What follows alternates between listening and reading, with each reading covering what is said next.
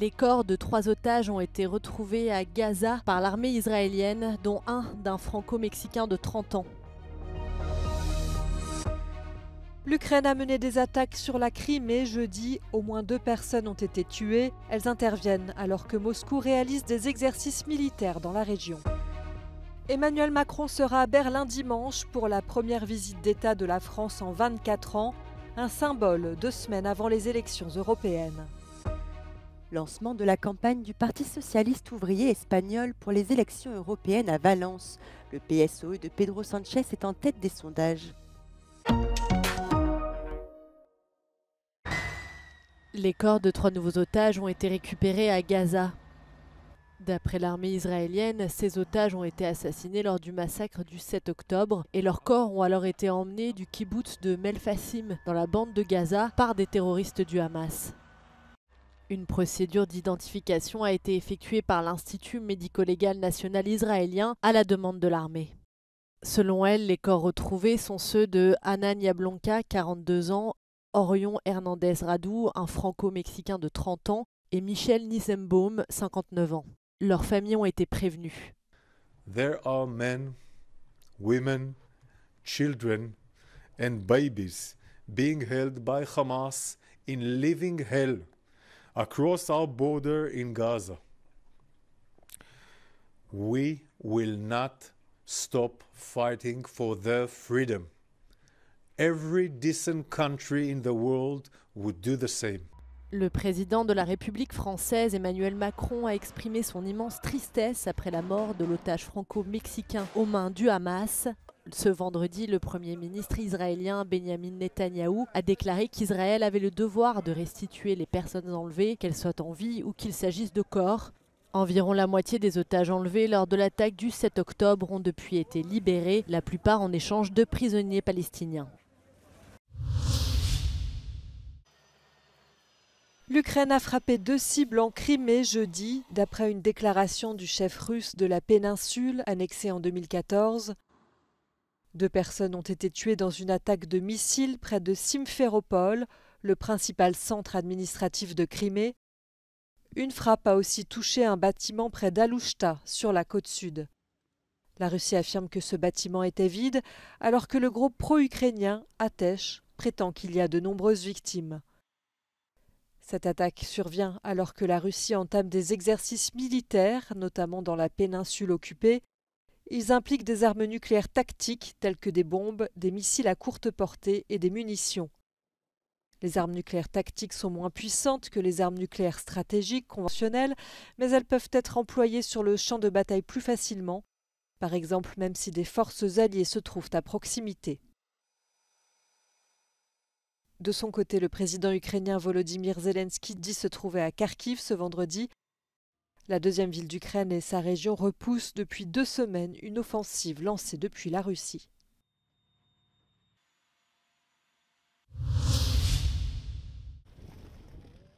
Emmanuel Macron se rend en Allemagne ce dimanche. Le président français doit rencontrer son homologue allemand, Frank-Walter Steinmeier, pour la première visite d'État en 24 ans. Même s'il se rend régulièrement à Berlin, le voyage du chef de l'État français n'est donc pas anodin et le calendrier a été bien choisi.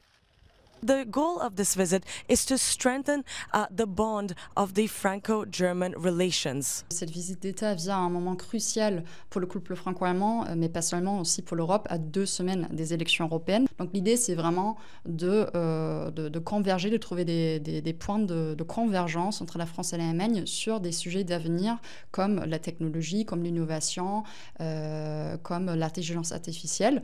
Et pendant la visite d'État, il y aura d'autres sujets aussi qui sont très importants, comme la démocratie. The 2 presidents are going to celebrate the 75 years of the German Constitution. The state visit will be followed by a Franco-German Council of Ministers alongside Chancellor Scholz. And it's a state visit that's seen in quite a positive light by some of the Berliners that we talked to. Ja, ich bin sehr in favor of Macron. Ich mag ihn sehr gerne, ich mag auch seine Politik.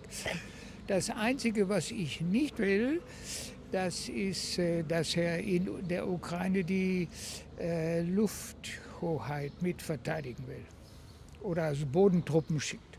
Den blöden Krieg sollten wir beenden.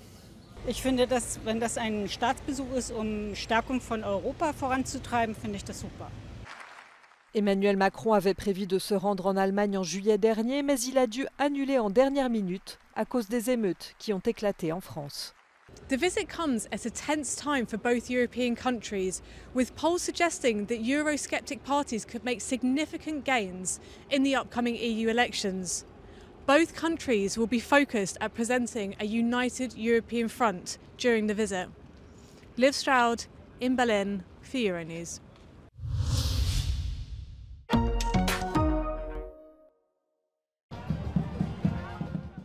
Iván, Javier, Carlos, Gabriel y Sara acuden al lanzamiento de la campaña del PSOE para las elecciones europeas en Valencia. Son algunos de los jóvenes que han encontrado en la formación de Pedro Sánchez el espacio para canalizar sus aspiraciones. Igualdad, feminismo, derechos de personas trans, LGTB y una forma de hacer un frente amplio contra la extrema derecha y la derecha extrema. Tras los memes de Pedro Sánchez que conquistaron las redes en la campaña de las elecciones generales del 23 de julio, en esta ocasión el Partido Socialista recurre al último éxito del mapache de TikTok. Bueno, una canción de Rafael Acarrá que se hizo viral y justo coincidió con los 5 días de reflexión de Pedro y la gente se animó para cantársela y que se quedara. El PSOE espera repetir el éxito de las generales, donde logró aglutinar más del 40% del voto joven. El PSOE está aglutinando a mucho joven porque al final sí, el mensaje es diverso, ¿no? y es un poco al final la imagen de la Europa que queremos, ¿no? Una Europa diversa, una Europa tolerante. El Partido Socialista de Pedro Sánchez ha sabido adueñarse de todas las banderas, la bandera arcoíris, la bandera española, la europea y más recientemente la palestina, pero sobre todo la de la izquierda. España es una de las grandes esperanzas de la socialdemocracia europea frente a la derecha. Este modelo que estamos poniendo en marcha desde hace 6 años a esta parte es un modelo de éxito que refuta todos los bulos y desinformación de la derecha y la ultraderecha. El Partido Socialista no podía empezar la campaña electoral con mayor energía. La polémica entre Milei y Pedro Sánchez ha logrado movilizar de nuevo a su electorado y a colocar al PSOE como el muro de contención contra la extrema derecha en Europa. Además, las encuestas le dan al PSOE en este momento una dulce noticia. Después de varias semanas y días en las que el Partido Popular doblaba escaños y el PSOE quedaba segundo en las elecciones, los últimos sondeos apuntan incluso a que el Partido Socialista podría volver a ganar las elecciones europeas. En Valencia, Jaime Velázquez, Euronews.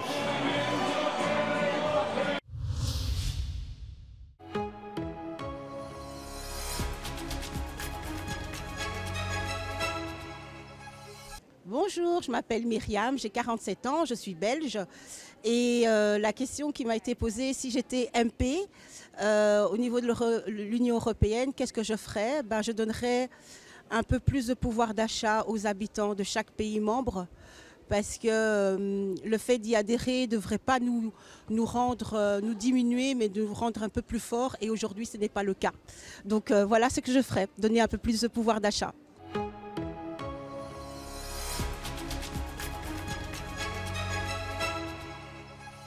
I want the fiscal policy pursued in the European Union to be more liberal, to let governments be bolder in making larger public investments. Otherwise, such countries as Latvia will remain in the backyard and will never achieve the economic level of the old European democracies. Also, I believe it's necessary to put a final stop to austerity policy, which pushed many people, millions of Europeans all over the European continent to poverty and to economic immigration. Especially important, what I'm talking now is about Latvia, which lost about 15% of its nationals during the economic crisis after the year 2009.